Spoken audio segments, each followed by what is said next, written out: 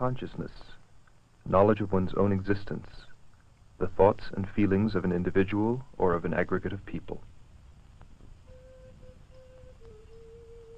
Man has always been interested in altering consciousness, his own or others. Historically, the task was left to alchemists, oracles, and medicine men. The intense use of drugs in this country has made us aware of the variety of mind-altering experiences available. Mind alteration and behavior modification, by other means, may soon be commonplace. Consciousness. The techniques are not related, but they are unified in that they all affect change. Each may be responsible for changing our minds in the future. If the time is ripe for people to have their behavior modified, it will be modified whether scientists do it or not. These men are scientists. We have directly placed into our hands all the tools, all the facilities that we need to make the manipulations, to test our hypothesis about how to bring about behavioral modification, behavioral change, behavioral control. I mean, it's not an accidental kind of thing. People in our field are deliberately trying to do it, ostensibly for altruistic kinds of purposes. It isn't so much the altruism, although that may play some part, but I'm just curious. You know, I'm just damn curious about what's going on with drugs and in the brain and behavior, memory in general. I was particularly interested in drug research, and for maybe kind of a strange sort of reason. I was interested in drug abuse because psychological dependence or physical dependence I see as being very demeaning. The dope dealer supplies drugs for customers who experiment with mind and perception at their own risk. The dealer is concerned with dealing to people that he knows, people that trust him and his judgment of what he's selling.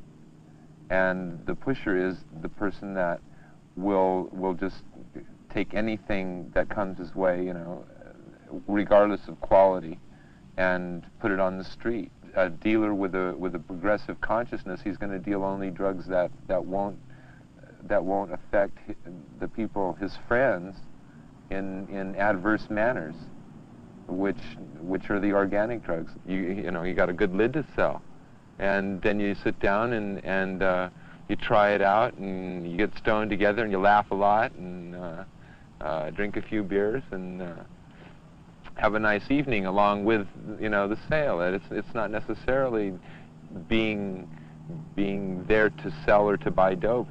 It's there to make a personal encounter. Like dope is illegal in society, but it's not even looked upon as being illegal within the culture. It's illegal in that you realize that, well, if you're caught with it, you're going to be busted. That's how illegal it is. Art is one of the ways through which perception is changed. The artist reorders our senses so that our experience of the world is given new dimension. He forces us to experiment and question what we see and if we see. Basically, we assume we see, and what we actually see is exactly what we're oriented to see. We set up and developed a very elaborate abstract system of logic, which has worked, but at the same time, it has really isolated us away from any kind of really first-hand sensate involvement. We really lost tremendous contact with that area of awareness, and in which the area of perception, or our consciousness of perception, exists. Actually, art is, in a sense, you know, basically not any different than any other discipline in that sense. It structures the way you see, the way you look, or the way, in a sense, what you let in and how do you define your idea of real. It has developed its own rationale for being. It has no other reason, no other function, no other purpose, no other being in a way, except the questioning of just the idea of consciousness.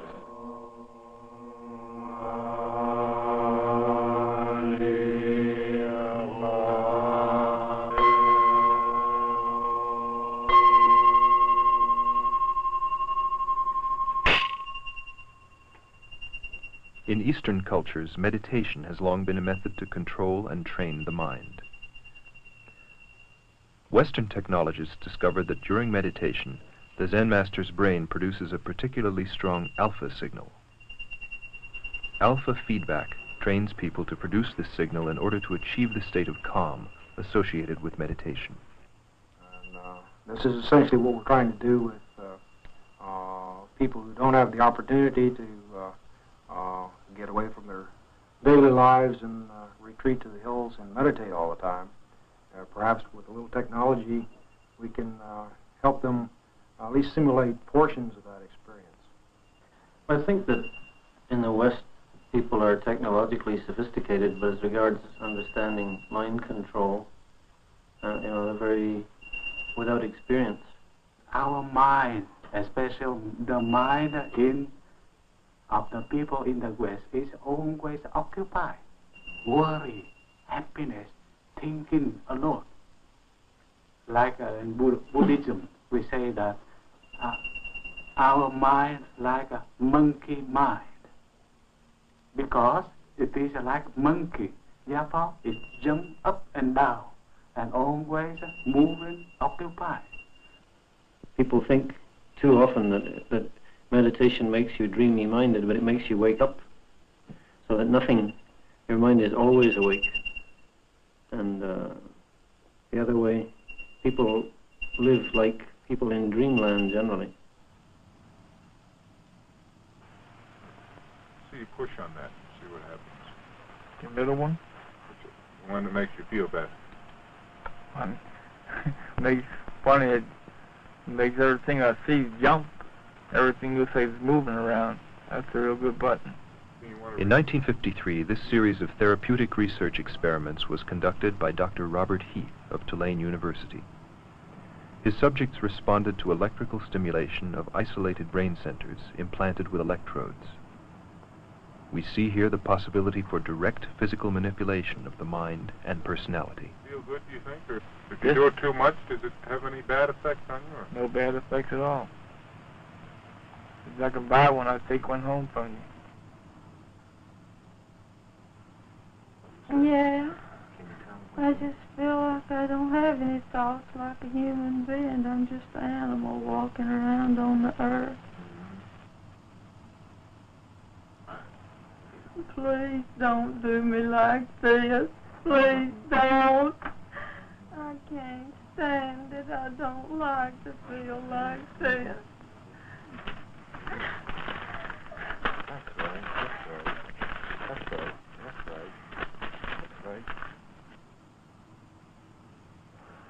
Now look at that smile you got now. Why does that make me do that? I don't like to do that. You really told me off, remember?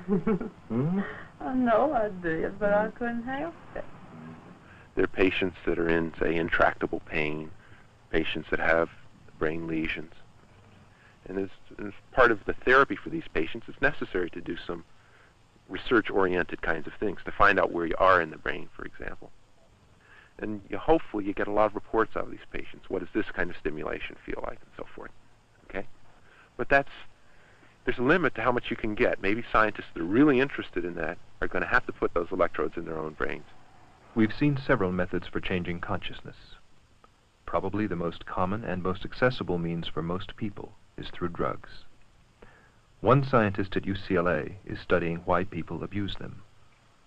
I had a lot of problems trying to understand why depressed kids could get strung out on downers or barbiturates. Just didn't seem to make sense, like if you're depressed you would want to take speed, amphetamine, something to kick you up. Why would you take something that would sort of knock you out? I couldn't understand it until I started doing some animal research and thinking about it. It became really clear to me, and that is that barbiturates are just like dying, okay? It's just like suicide. For example, when you take downers, they totally suppress REM sleep, which is one of the stages of sleep in which you do most of your dreaming. So when you take downers, you don't dream. You can just sort of look around, you say, the world eats it, I want to get out. We ask the question, could you get a rat to put itself to sleep to escape an aversive situation? Okay? And we implanted the rats with cannula, tubes, okay, in the jugular vein that were chronically mounted to the skulls. Okay, so we could sort of hook them up to an automatic syringe which automatically injected drugs into them. We used barbiturates. Okay? And this was wired up to a lever, so the animal could press the lever and knock himself out. Okay? If the animal wanted to escape from the situation by going to sleep, all he had to do was press the lever, boom, out cold. Anyway, we found that both animals, under normal conditions, didn't press the lever very much. Okay? But when we delivered either mild electric shock, we used a peculiar kind of electric shock. It was very, very short duration, extremely short duration and high intensity. Not too high, just enough so that the animal would sort of jump. We found that when we shocked the animals in this way, they would go over, press the lever, knock themselves out. It was incredible. I'd never seen anything like it. Beyond the laboratory, experiments with drugs continue. How do these people relate drug use to their own methods for manipulating consciousness? It's been a tremendous help in that it's relaxed a lot of people that were born into a really uptight situation, you know, like we were all born to people that went through the depression and have certain values about that and have certain uptightnesses about their environment. People take drugs because in some way they're emotionally deprived, and the drugs are the only way they can get the emotion out. You can't plant an idea into somebody's head by stimulating a part of his brain. And you can't plant an idea by giving him the right drug. Especially this type of drug, marijuana, hashish, organic drugs, they're to bring people closer together, closer to themselves, closer to God. What happens to someone with a drug perception the same way someone maybe has what is like a spiritual experience? You get this terrific input of what has previously been censored information. It's tremendous. I mean, suddenly the world is twice as colorful and twice as full of activity and movement and so on and so forth as it was before. Some students at UCLA also ask me how about to using drugs and to have some kind of experience they call that is enlightenment. But in Zen Buddhism, I explain to them that even after taking drugs, you have some kind of experience, and maybe you call that is enlightenment and what all. But that is artificial experience. It is not yourself. Therefore, I suggest them to meditation and to produce their own experience. That extended states of consciousness on any level are in your grasp. In other words, it's up to you in a way. It's something that you have to play with and you have to extend. Given the provisions for altering consciousness in the laboratory, through spiritual discipline, with the aid of technology, or by using drugs, where does responsibility lie?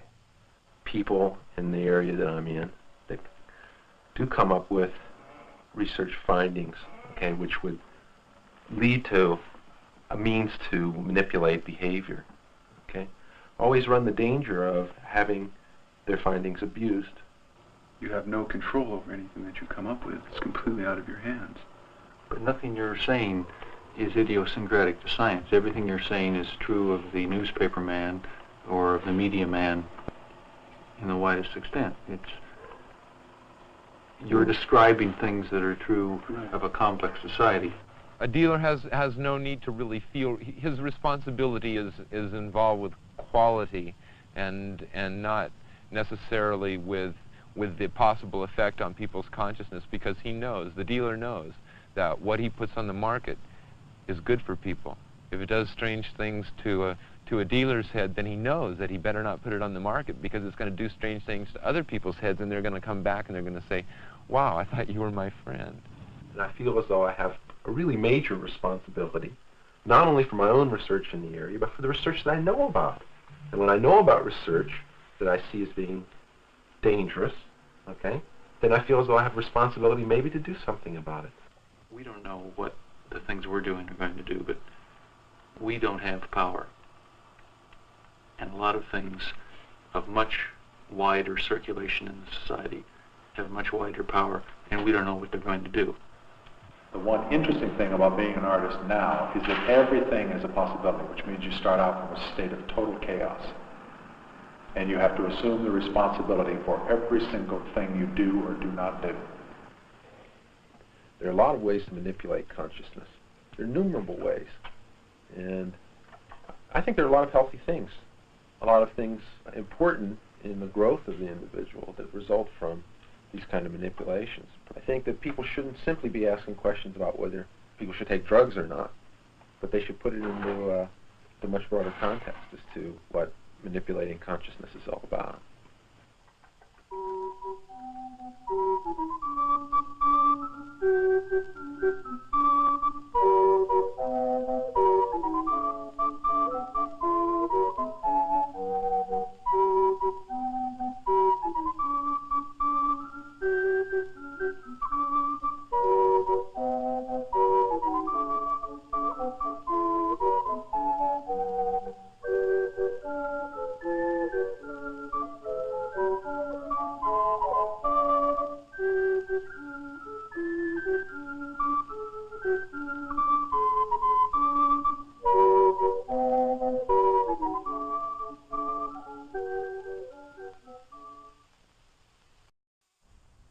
Consciousness, knowledge of one's own existence, the thoughts and feelings of an individual or of an aggregate of people.